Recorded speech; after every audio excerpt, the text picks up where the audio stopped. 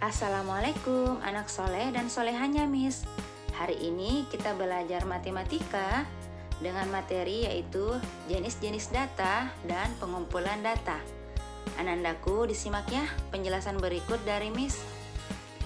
Yang pertama, Miss akan menjelaskan tentang pengertian data. Data berasal dari bahasa Latin yaitu datum, yang artinya sesuatu yang diberikan. Dengan kata lain, data adalah hasil pengukuran atau pengamatan mengenai suatu hal yang bentuknya dapat berupa simbol, warna, kata-kata, atau angka. Data dapat dijadikan dasar suatu kesimpulan. Jadi data itu fakta atau kenyataannya nah. Berikutnya, jenis-jenis data. Data dapat dibedakan berdasarkan beberapa kriteria sebagai berikut. Yang pertama, berdasarkan cara memperolehnya, data dapat dibedakan menjadi dua, yaitu data primer dan sekunder. Data primer yaitu data yang dikumpulkan secara langsung dari objek yang sedang diteliti. Data primer biasanya dikumpulkan oleh orang atau lembaga yang melakukan penelitian. Data sekunder adalah data yang diperoleh dari sumber-sumber yang telah ada. Data sekunder biasanya diperoleh dari perpustakaan atau laporan penelitian yang sudah dipublikasikan. Jadi ini dua, data primer dan sekunder adalah jenis data berdasarkan cara memperolehnya. Selanjutnya, jenis data berdasarkan jenisnya data dibedakan menjadi dua, yaitu data kualitatif dan data kuantitatif. Data kualitatif adalah data yang tidak dapat dinyatakan dalam bentuk angka. Contohnya, pelayanan rumah sakit A sangat memuaskan. Barang yang diproduksi perusahaan B tidak bagus. Sedangkan data kuantitatif adalah data yang dapat dinyatakan dalam bentuk angka. Contohnya, nilai ulangan matematika, banyak penonton suatu pertandingan sepak bola. Berikutnya, data berdasarkan sifatnya. Data dibedakan menjadi dua, yaitu data ukuran dan cacahan. Data ukuran yaitu data yang diperoleh dengan cara mengukur. Data ukuran disebut juga data kontinu. Contohnya, berat badan, tinggi badan, dan kecepatan mobil. Data-data tersebut dapat diperoleh dengan menggunakan alat ukur. Selanjutnya, data cacahan, yaitu data yang diperoleh dengan cara mencacah atau menghitung. Data ukuran disebut juga data diskrit. Contohnya, banyaknya penduduk suatu wilayah tertentu.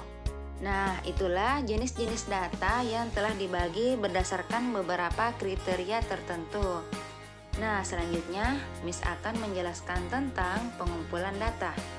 Pengumpulan data adalah kegiatan mengumpulkan data sebagai dasar untuk membuat suatu kesimpulan. Pengumpulan data dapat dilakukan dengan cara melakukan pengamatan, wawancara atau tanya jawab, dan mengedarkan lembar isian atau angket atau kuesioner. Yang pertama, pengamatan. Pengamatan dilakukan dengan cara mengadakan pengamatan terhadap objek, baik langsung maupun tidak langsung. Contohnya, Arif mengumpulkan data perkembangan panjang batang kecambah. Hasilnya sebagai berikut. Nah, hasilnya disajikan dalam bentuk tabel sederhana. Terdiri dari dua kolom. Kolom pertama berisi hari, kolom kedua berisi panjang batang kecambah. Hari pertama 2 cm, hari kedua 5 cm, hari ketiga 10 cm, dan seterusnya. Nah, ini adalah contoh pengumpulan data berbentuk pengamatan. Selanjutnya, pengumpulan data berupa wawancara. Wawancara dilakukan dengan cara mengadakan tanya jawab, baik secara langsung maupun tidak langsung dengan sumber data. Contoh data yang dapat diperoleh melalui wawancara antara lain data tinggi badan atau data banyaknya anggota keluarga. Contoh, Sandi akan mengumpulkan data dengan cara wawancara mengenai tinggi badan teman-teman sekelasnya. Hasil pengumpulan data yang diperoleh Sandi disajikan dalam bentuk tabel sederhana. yaitu sebagai berikut. Terdiri dari 2 kolom. Yang pertama kolom nama, yang kedua kolom tinggi badan, satuan cm. Misal, Linda tinggi badannya 140 cm, Anton tinggi badannya 138 cm, Luna tinggi badannya 130 cm, dan seterusnya. Nah, itu adalah contoh pengumpulan data berbentuk wawancara. Selanjutnya, pengumpulan data berbentuk lembar isian atau angket atau kuesioner. Teknik pengumpulan data juga dapat menggunakan alat bantu berupa lembar isian atau angket atau kuesioner. Teknik ini dapat dipandang sebagai wawancara secara tertulis.